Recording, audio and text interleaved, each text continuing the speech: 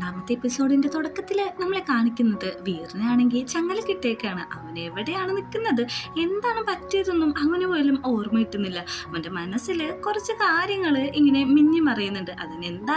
എന്താ തനിക്ക് സംഭവിക്കുന്നതെന്നുള്ള ക്ലാരിറ്റി പോലും വീറിനാണെങ്കിൽ കിട്ടുന്നില്ല. ഇവിടുന്ന് സീൻ കട്ടാക്കിയിട്ട് നമ്മളെ കാണിക്കുന്നത് ഒരു 6 മണിക്കൂർ മുമ്പുള്ള കാര്യങ്ങളാണ്. നമ്മുടെ വീറിന്റെ അച്ഛന്റെ ബിസിനസ് ഭയങ്കരമായിട്ട് ലോസ് ആയിട്ടുണ്ട്. അതിൽ ഒരു ഇല്ലീഗലായിട്ട് ഒരു പ്രവൃത്തി നടന്നിട്ടുണ്ട്. ആ കാര്യം എല്ലാ സ്ഥലത്തും ഫ്ലാഷ് ആയിട്ട് അത് തന്നെയാണ് റേഡിയോയിലും ടി വിയിലോടെല്ലാം അനൗൺസ് ചെയ്തുകൊണ്ടിരിക്കുന്നത്. ഇങ്ങനെ ഇരിക്കുന്ന ഒരു സിറ്റുവേഷനിലാണ് നമ്മുടെ വീട് ഒരു പാർട്ടിക്ക് പോകുന്നത്. ഈ പാർട്ടിയിലാണെങ്കിൽ പ്രമുഖരായിട്ടുള്ള എല്ലാ ആൾക്കാരും പങ്കെടുക്കുന്നുണ്ട്. അവൻ അങ്ങോട്ട് ചെല്ലുമ്പോഴേക്കും കാണുന്നത് കെന്നാണെങ്കിൽ അവിടെയുള്ള ഏറ്റവും വലിയ പണക്കാരൊപ്പം ഡ്രിങ്ക്സ് കുടിച്ചുകൊണ്ടിരിക്കുകയാണ്. കെന്നിനോട് അവര് ഓരോ കാര്യങ്ങൾ ചോദിച്ച് മനസ്സിലാക്കുന്നുണ്ട്, അതായത് ബിസിനസിന്റെയും ആർട്ടിന്റെയും കാര്യങ്ങളൊക്കെ. ഈ സമയത്താണ് അങ്ങോട്ടേക്ക് വീറ് കയറി വരുന്നത്. വീറെ കാണുന്ന എല്ലാവരും ഭയങ്കരമായിട്ട് ഷോക്കാവുന്നുണ്ട്. കാരണം ഇവനെ കുറെ വർഷത്തേക്ക് ഇങ്ങോട്ട് കാണുന്നുണ്ടായില്ല. അതുകൊണ്ട് തന്നെ നമ്മുടെ കെന്നു ആണെങ്കിൽ ഒന്ന് ഷോക്കാവുന്നുണ്ട്. കെന്നാണെങ്കിൽ ആ മുതലാളിമാരോട് ഇപ്പൊ വരാന്ന് പറഞ്ഞിട്ട് വീറിന്റെ അടുത്തേക്ക് പോവാണ്. വീറിനെ കണ്ട ഉടനെ ചോദിക്കുന്നത് കുറെ വർഷങ്ങളായല്ലോ കണ്ടിട്ട്, എവിടെയായിരുന്നു എന്നാണ്. അതെ, കുറെ വർഷങ്ങളായിട്ട് ഞാൻ കുറച്ച് ബ്രേക്ക് എടുത്തേക്കായിരുന്നു എന്ന് പറയുന്നുണ്ട്. അവിടുന്ന് സീൻ കട്ടാക്കിയിട്ട് നൈറ്റ് വീറും കെന്നും കൂടി ഇന്ന് സംസാരിച്ചുകൊണ്ടിരിക്കുകയാണ്. പഴയ കാര്യങ്ങളൊക്കെ നീ മറന്നു, അന്നത്തെ ആ രാത്രി എനിക്ക് ഒട്ടും മറക്കാൻ പറ്റില്ല, എനിക്ക് അതേപോലത്തെ ഒരു രാത്രി കിട്ടിയ കൊള്ളാമെന്നുണ്ട് എന്നൊക്കെ പറയുന്നുണ്ട്. ഇതിൽ നിന്ന് തന്നെ മനസ്സിലാവാം ഇവര് ഒരു വർഷം മുമ്പ് ഇന്റിമേറ്റ് ആയിട്ടുണ്ട്. അതേപോലെ തന്നെ നമ്മുടെ കെന്നാണെങ്കിൽ വീറിന് ഒരു കിസ്സും കൊടുക്കുന്നുണ്ട്. അത് ഒന്ന് ഡീപ്പ് ആവുമ്പോഴേക്കും വീറ് തന്നെ അവിടുന്ന് ഒരു ഡിസ്റ്റൻസ് ഇട്ടിട്ട് മാറി നിൽക്കാണ്. നീ എന്തിങ്ങനെ ഡിസ്റ്റൻസ് ഇട്ടിട്ട് മാറി നിൽക്കുന്നത്, നമുക്ക് അങ്ങനെ ഇന്റിമേറ്റ് ആവണമെങ്കിൽ ഈ ഒരു പ്ലേസ് കുഴപ്പമൊന്നുമില്ല, എൻ്റെ അധീനതയിലുള്ളതാണ് ഇവിടെ എല്ലാം, അതുകൊണ്ട് തന്നെ വല്ല സീനൊന്നും ആവില്ല എന്ന് പറഞ്ഞിട്ട് പിന്നെ നമ്മുടെ വീറിനൊന്ന് സെഡ്യൂസ് ചെയ്യാൻ നോക്കുന്നുണ്ട്. എല്ലാ പെൺകുട്ടികളും നിനക്ക് ബാർബികളാണോ എന്ന് ചോദിക്കുന്നുണ്ട്. കേട്ട ഉടനെ കെന്നു ചോദിക്കുന്നത് എന്താ നീ ഇങ്ങനെയൊക്കെ പറയുന്നതെന്ന് ചോദിക്കുമ്പോഴേക്കും ഫോൺ എടുത്ത് കാണിച്ചിട്ട് കഴിഞ്ഞ ഒരു വർഷത്തെ പെൺപിള്ളേരായിട്ടുള്ള ഫോട്ടോസും കാര്യങ്ങളെല്ലാം കാണിച്ചു കൊടുക്കുകയാണ്. നീ ശരിക്കും ബ്ലാക്ക് മെയിൽ ചെയ്യുന്നതാണോ എന്ന് ചോദിക്കുമ്പോഴേക്കും അതെ, അങ്ങനെയും പറയാം, എൻ്റെ ബിസിനസ് ഇപ്പോൾ ഭയങ്കര ലോസാണ്, അതുകൊണ്ട് നമ്മുടെ പണ്ടത്തെ ആ കോൺട്രാക്റ്റ് ഒന്നുകൂടി കൊണ്ടുവരാനായിട്ട് എനിക്ക് താല്പര്യമുണ്ട്, നിങ്ങൾ എനിക്ക് ഫണ്ട് ചെയ്യണമെന്ന് പറയുന്നുണ്ട്. പക്ഷെ അതിന് അവൻ സമ്മതിക്കുന്നില്ലെങ്കിലും വാശി പുറത്ത് ഫണ്ട് ചെയ്യുന്നുണ്ട്. അങ്ങനെ രണ്ടുപേരും ഇൻറ്റിമേറ്റ് ആയി കഴിഞ്ഞിട്ട് തിരിച്ചു വരുമ്പോൾ ആ ക്യാഷ് ക്രെഡിറ്റ് ആയേക്കുന്ന കണ്ട് സന്തോഷിച്ചിരിക്കുന്ന വീറിന്റെ അടുത്തേക്കാണ് കെലിൻ വരുന്നത്. കെലിൻ വന്നിട്ട് ചോദിക്കുന്നുണ്ട് കുറെ നാളായാലോ കണ്ടിട്ട്, എന്താ എന്നെയൊക്കെ മറന്നു നോക്കുന്നുണ്ട്, നീ എന്താ ഇവിടെ നിൽക്കുന്നതെന്നൊക്കെ ചോദിച്ച് നമ്മുടെ വീറും ഒച്ച എടുക്കുന്നുണ്ട്. അല്ല, നീ എന്തിനാ എൻ്റെ ചേട്ടൻ്റെ ഒപ്പം പോയത്, നിങ്ങൾ രണ്ടുപേരും കൂടി ഇൻറ്റിമേറ്റ് ആയെന്ന് തോന്നുന്നല്ലോ, അവൻ്റെ സ്മെല്ല് നമ്മുടെ വീറിൻ്റെ മേത്തുണ്ട് പെർഫ്യൂമിൻ്റെ. അതും ചോദിക്കുന്നുണ്ട് ഞാൻ ആരുടെ ഒപ്പം പോയാലും നിനക്കെന്താ, നിന്നെ അത് ബാധിക്കുന്ന കാര്യമേ അല്ല എന്ന് പറയുന്നുണ്ട്.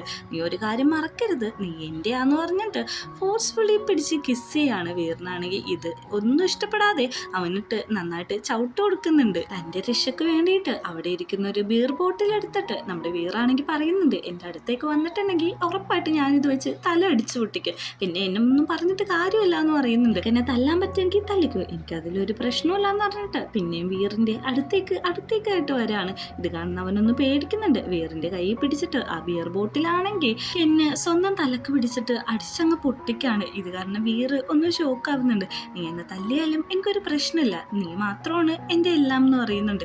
ഇത് കാണുന്ന നമ്മുടെ വീറ് പറയുന്നുണ്ട് നീ എന്തിനിങ്ങനെയൊക്കെ ചെയ്യുന്നത്, വേഗം വായോട്ട് ഫസ്റ്റ് എയ്ഡ് ചെയ്യാനായിട്ട് ആ റൂമിൽ സാധനങ്ങളുണ്ട്, ഞാൻ കൊണ്ട് ചെയ്തു തരാമെന്ന് പറഞ്ഞ് അവനെ വലിച്ചുകൊണ്ട് പോകുമ്പോൾ കെല്ലിൻ്റെ മുഖത്ത് ആ സന്തോഷം കാണും. നീ എന്നെ പറ്റി ഇത്രയും കെയർ ചെയ്യുന്നുണ്ടോ എന്നൊക്കെ അവൻ മനസ്സിൽ വിചാരിക്കുന്നുണ്ടെങ്കിലും ആ റൂമിലെത്തിയിട്ട് വീറാണെങ്കിൽ കെല്ലിനെ അവിടെ ഇട്ട് പൂട്ടിയിട്ട് അവിടുന്ന് ഓടിപ്പോരാൻ നോക്കാണ്. ഈ ഒരു ഫ്ലാഷ് ബാക്ക് കണ്ടാണ് നമ്മുടെ വീറ് ഉറക്കത്തിൽ നിന്ന് എണീക്കുന്നത്. നീ എന്തിങ്ങനെ നെട്ടിയിരിക്കുന്നത്, ഈ ഡ്രസ്സ് നിനക്ക് നന്നായിട്ട് ചേരുന്നുണ്ട്, കഴിഞ്ഞ വർഷം മേടിച്ചതാണെങ്കിലും നിനക്ക് നല്ല സ്യൂട്ടാണെന്നൊക്കെ പറയുന്നുണ്ട്. അവനൊന്നും മനസ്സിലാവുന്നില്ല. അതുകൊണ്ട് തന്നെ കെലിനാണെങ്കിൽ വീറിന് എല്ലാം എക്സ്പ്ലെയിൻ ചെയ്ത് കൊടുക്കുകയാണ്. കാരണം വീറ് ഇവിടെ എത്തിയതും എയർപോർട്ടിൽ വന്ന് ചെക്ക് ഇൻ ചെയ്തതും എല്ലാം നമ്മുടെ കെലിനാണെങ്കിൽ നോക്കിക്കൊണ്ടിരിക്കുന്നുണ്ടായിരുന്നു. അവൻ്റെ ചേട്ടനായ കിന്നിൻ്റെ ഒപ്പം ഇൻറ്റിമേറ്റ് ആയതൊന്നും അവന് അത്ര തന്നെ ഇഷ്ടപ്പെട്ടിട്ടൊന്നുമില്ല. അതുകൊണ്ട് തന്നെയാണ് ഇവനെ ഇങ്ങോട്ടേക്ക് കൊണ്ടുവന്നത്. ഒരുമാതിരി ടോർച്ചർ ചെയ്തിട്ടിട്ട് ലവ് ചെയ്യുന്ന രീതിയിലാണ് കെലിൻ ബിഹേവ് ചെയ്തുകൊണ്ടിരിക്കുന്നത്. എന്തുകൊണ്ടാണ് ഇവൻ ഇങ്ങനെയൊന്നും ചെയ്യുന്നതെന്നും ഇപ്പോഴും നമ്മളെ കാണിക്കുന്നില്ല. അത്രക്ക് ഡീറ്റെയിൽ ആയിട്ടാണ് വീറിൻ്റെ കാര്യങ്ങളെല്ലാം ചെക്ക് ചെയ്തുകൊണ്ടിരിക്കുന്നത്. അവൻ എയർപോർട്ടിൽ എത്തുമ്പോഴും അവനെ ആരും ഫോളോ ചെയ്യുന്നതായിട്ട് വീറും തോന്നുന്നുണ്ട്. പക്ഷേ നമ്മുടെ കെലിൻ്റെ ആൾക്കാർ തന്നെ ഓൾറെഡി എല്ലാ സമയത്തും റിപ്പോർട്ടും കാര്യങ്ങളൊക്കെ കെലിന് അപ്പം തന്നെ എത്തിച്ചു കൊടുക്കുന്നുണ്ട്. ഇപ്പം മനസ്സിലായില്ലേ ഞാൻ നിന്നെ എന്തോരാണ് സ്നേഹിക്കുന്നത്, പക്ഷെ നീ ആ സ്നേഹം മനസ്സിലാക്കുന്ന നടക്കുന്നില്ലെന്ന് കെലിൻ പറയുന്നുണ്ടെങ്കിലും വീർ അതൊന്നും ശ്രദ്ധിക്കാതെ അവിടെ തന്നെ ഇരിക്കുകയാണ്. ഇനി നമുക്ക് ഒരു വർഷം മുമ്പുള്ള കാര്യങ്ങളാണ് കാണാൻ പോകുന്നത്. ഈ സീരീസിന്റെ പകുതിയും പ്രസന്റും പാസ്റ്റിന്റെ ഒരു കളിയാണ്. അതുകൊണ്ട് കൺഫ്യൂഷൻ ഉണ്ടെങ്കിൽ ഒന്നും കൂടി ബാക്ക് അടിച്ച് കണ്ടാൽ മതി. നമ്മുടെ വീറാണെങ്കിൽ നമ്മുടെ കെലിന് ഒരു അപ്പോയിൻമെന്റ് കൊടുത്തിട്ടുണ്ട്. വീറിന്റെ ഫ്രണ്ട് ആണെങ്കിൽ വന്നിട്ട് ചോദിക്കുന്നുണ്ട്, നീ ഇതെന്തും ഭാവിച്ചാണ് ഇവിടെ തന്നെ ഇങ്ങനെ നിൽക്കാൻ പോകുന്നതെന്ന് ചോദിക്കുന്നുണ്ട്. എനിക്കൊരു അപ്പോയിൻമെന്റ് ഉണ്ട്, അത് കിങ് ഗ്രൂപ്പ് ആയിട്ടാന്ന് പറയുന്നുണ്ട്. അത് വേണ്ട, അത് നല്ലതല്ലെന്ന് ഞാൻ ഓൾറെഡി പറഞ്ഞല്ലേ. ഇത് നീ വിചാരിക്കുന്ന പോലെ കെന്നായിട്ടല്ല, കെലിനായിട്ടാണ്. അവന്റെ പ്രസന്റേഷനും അവന്റെ ഡിറ്റർമിനേഷനൊക്കെ ഭയങ്കര അടിപൊളിയാണ്. പിന്നെ ഭയങ്കര പേഷ്യൻ്റ് ഉള്ള മനുഷ്യനാണ്. അവൻ എന്തോ ഒരു എക്സ്ട്രാ ഓർഡിനറി കഴിവൊക്കെ ഉണ്ട്, അതെനിക്ക് ഓൾറെഡി മനസ്സിലായതാണ്. അതൊക്കെ ശരിയായിരിക്കാം, പക്ഷെ ബിസിനസ് ആണ്. അതിലൊരു ലോസ് വന്നിട്ടുണ്ടെങ്കിൽ അത് നല്ലൊരു ലോസ് ആയിരിക്കും. അതിലെനിക്ക് ടെൻഷനില്ല, അത് നോക്കാൻ വേണ്ടിയിട്ടല്ലേ നീ ഓൾറെഡി ഇവിടെ ഉള്ളത്. ഇതിൽ എനിക്ക് നല്ല പ്രതീക്ഷയുണ്ടെന്നും അവൻ പറയുന്നുണ്ട്. അങ്ങനെ അന്ന് രാത്രി വീറിന്റെ വീട്ടിൽ പാർട്ടി സ്റ്റാർട്ട് ആവാണ്. പറഞ്ഞ സമയത്ത് തന്നെ അങ്ങോട്ടേക്ക് കെലിൻ എത്തിയിട്ടുണ്ട്. പക്ഷെ ഓപ്പൺ ചെയ്യുന്നത് വീറിന്റെ ഫ്രണ്ടാണ്. ഇത് കെലിനല്ലേ എന്ന് ചോദിക്കുന്നുണ്ട്. അവനെ അകത്തേക്ക് വിളിച്ചോണ്ട് പോവാണ്.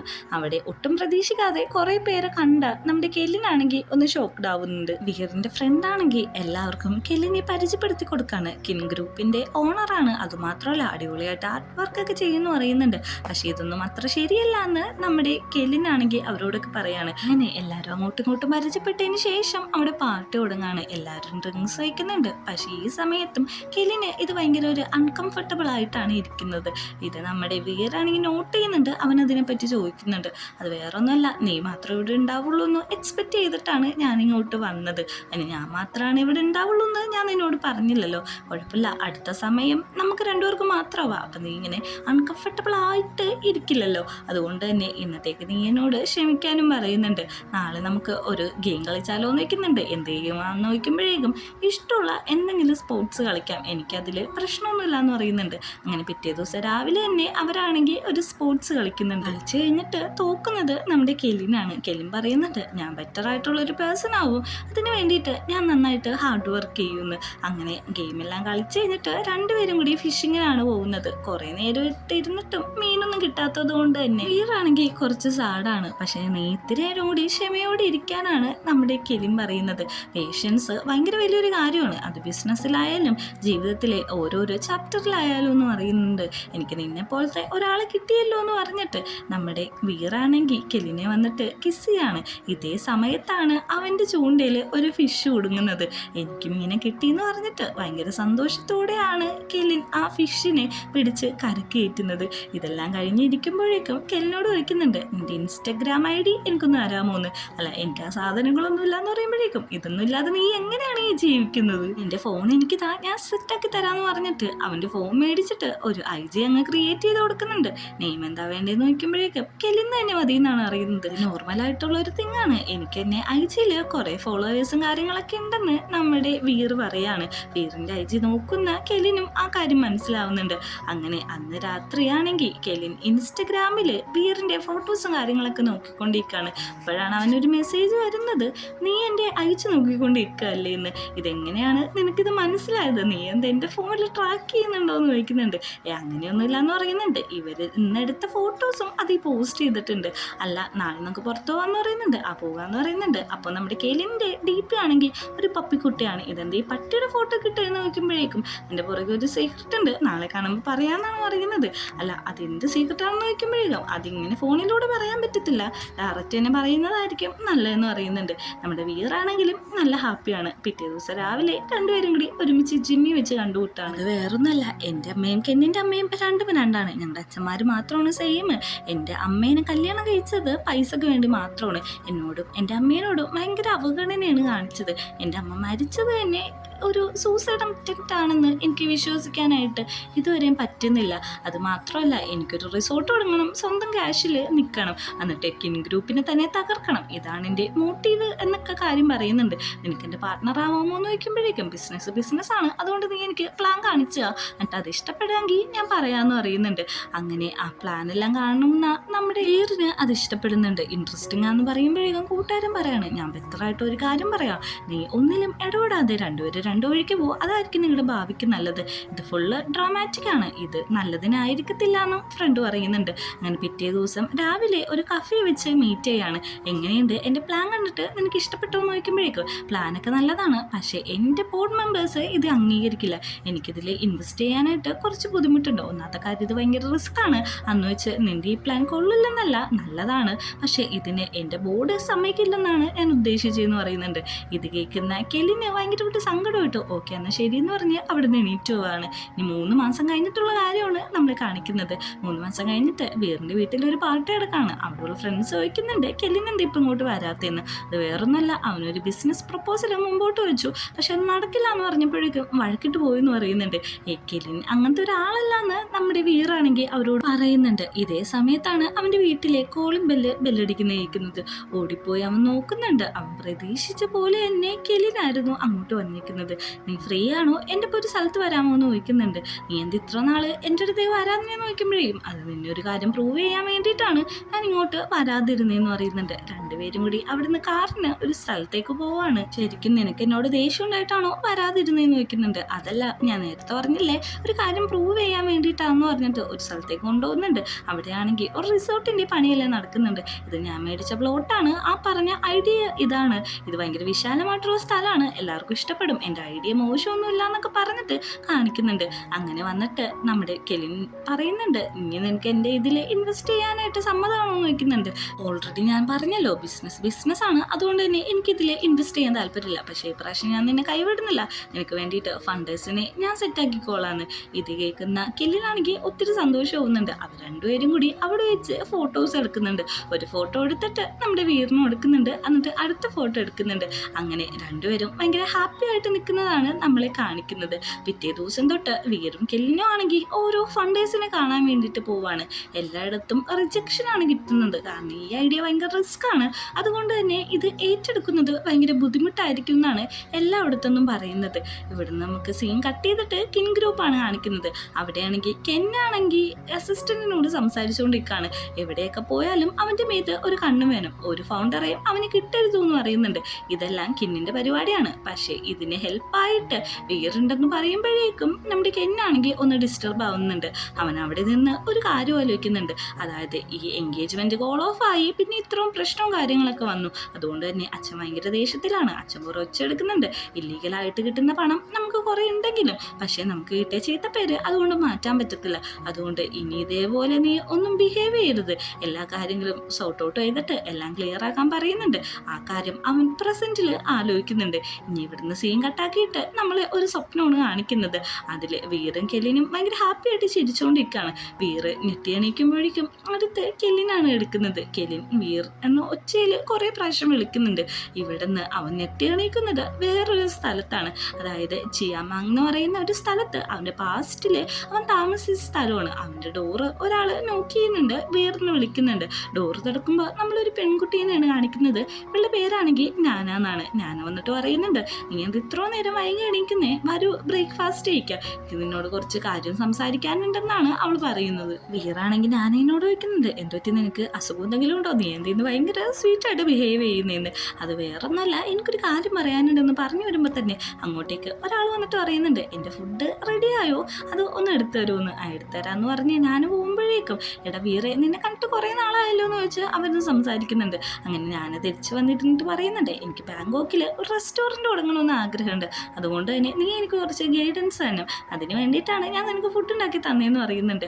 അതെ, നീ ഇങ്ങനെ ഒറ്റയ്ക്ക് ബിസിനസ് തുടങ്ങുന്നതിൽ എനിക്ക് നിന്നെപ്പറ്റി അഭിമാനം ഉണ്ടെന്ന് പറയുന്നുണ്ട്. എന്നിട്ടൊരു പാസ്റ്റ് കാണിക്കുന്നുണ്ട് ഇവരെങ്ങനെയാണ് ഫ്രണ്ട്സ് ആയി എന്ന്. ഒരു ദിവസം ഞാനാണെങ്കിൽ അവളുടെ ഫുഡ് ട്രക്കും കൊണ്ട് ഒരു സ്ഥലത്ത് ബിസിനസ് ചെയ്യാൻ പോകുമ്പോൾ അവിടെയുള്ള ലോക്കൽ ഗുണ്ടകൾ അവളെ ഭയങ്കരമായിട്ട് ഹറാസ് ചെയ്യുന്നുണ്ട്. അതായത് പൈസ കൊടുത്താൽ മാത്രമാണ് അവിടെ ബിസിനസ് ചെയ്യാൻ പറ്റുമെന്നൊക്കെയാണ് പറയുന്നത്. പെട്ടെന്ന് തന്നെ അങ്ങോട്ടേക്ക് നമ്മുടെ വീർ വന്നിട്ട്, ഞാൻ എൻ്റെ ചേട്ടന്മാർ വിളിച്ചിട്ടുണ്ട്, നിങ്ങൾക്കൊക്കെ ഇപ്പം കിട്ടും, ഇവിടെ തന്നെ നിൽക്കാൻ പറയുന്നുണ്ട്. അവർക്കാണെങ്കിൽ അവർ ട്രിക്ക് ചെയ്തതാണെന്ന് മനസ്സിലായപ്പോഴേക്കും ഇവരുടെ പുറകെ ഓടാണ്. അങ്ങനെ അവിടുന്ന് രക്ഷപ്പെട്ടിട്ടാണ് ഈ ഒരു ഹോണ്ടഡ് ആയിട്ടുള്ള വീട് ഞാനൊക്കെ വേണ്ടിയിട്ട് വീർ എടുത്തു കൊടുത്തത്.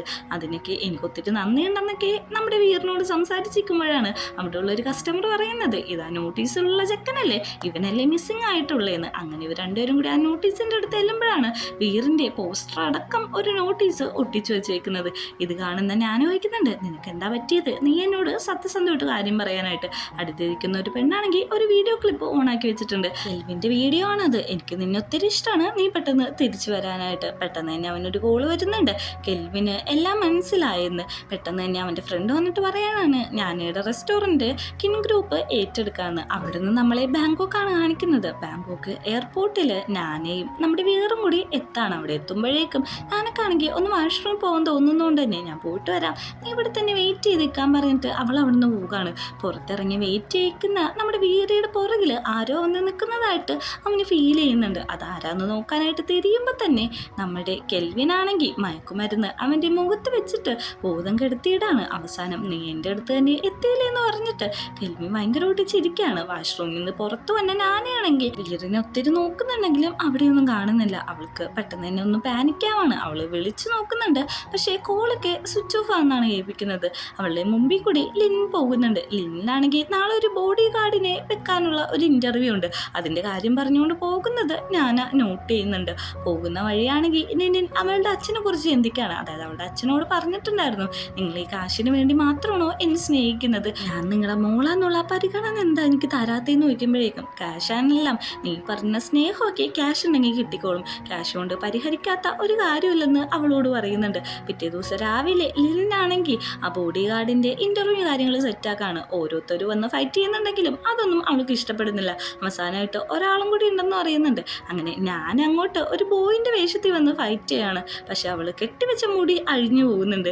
ഇതാണെങ്കിൽ ലിനിനാണെങ്കിൽ ഒരു ഇംപ്രസീവ് ആയിട്ട് തോന്നുന്നുണ്ട്. ഫൈറ്റ് കഴിഞ്ഞ് ലിനിൻ ചോദിക്കുന്നുണ്ട്, നീ എന്തിനും ഇങ്ങനെ ആണുങ്ങളെ പോലെ വന്നേന്ന് വയ്ക്കുമ്പോഴേക്കും എൻ്റെ ജെൻഡർ കണ്ടിട്ട് എന്തെങ്കിലും പ്രശ്നം ഉണ്ടാന്ന് വിചാരിച്ചാണ് അങ്ങനെ ചെയ്തതെന്ന് പറയുന്നുണ്ട്. നാളെ ഷാർപ്പ് 8 മണിക്ക് തന്നെ ജോലിക്ക് കയറിക്കോളാൻ ലിനിൻ പറഞ്ഞിട്ട് അവിടുന്ന് പോവുകയാണ്. അങ്ങനെ ജോലി കിട്ടിയ ഉടനെ തന്നെ അവൾക്ക് റൂമെല്ലാം സെറ്റായിട്ടുണ്ട്. അങ്ങനെ റൂമിലിരുന്ന് അവളുടെ ഫ്രണ്ടിനെ വിളിച്ച് പറയുന്നുണ്ട്, വീരേനെ ഇതേപോലെ കാണാനില്ല, ഞാൻ പോലീസ് സ്റ്റേഷനിൽ കോൺടാക്ട് ചെയ്യട്ടെ എന്ന് വയ്ക്കുമ്പോഴേക്കും വേണ്ട, അവൻ്റെ വീട്ടിട്ട് വിളിച്ച് കോൺടാക്ട് ചെയ്താൽ മതി എന്ന് പറയുന്നുണ്ട്. ഇതേ സമയം വീറിന് കഴിക്കാനായിട്ട് ക്യാൻഡിലേറ്റ് ഡിന്നറൊക്കെ ഒരുക്കി വെച്ചിട്ട് കെലിൻ വന്നിരിക്കുന്നുണ്ട്. അവനോട് വന്ന് ഫുഡ് കഴിക്കാൻ പറയുമ്പോഴേക്കും നമ്മുടെ വീറാണെങ്കിൽ ആ ഫുഡെല്ലാം വലിച്ചെറിഞ്ഞിട്ട് ഒരു വാക്ക് പറയാണ്. ആ വാക്ക് എന്താണെന്ന് ഞാൻ എക്സ്പ്ലെയിൻ ചെയ്ത് തരേണ്ട ആവശ്യമില്ലല്ലോ. ഇതും കൂടി കാണിച്ചിട്ടാണ് രണ്ടാമത്തെ എപ്പിസോഡ് അവസാനിക്കുന്നത്.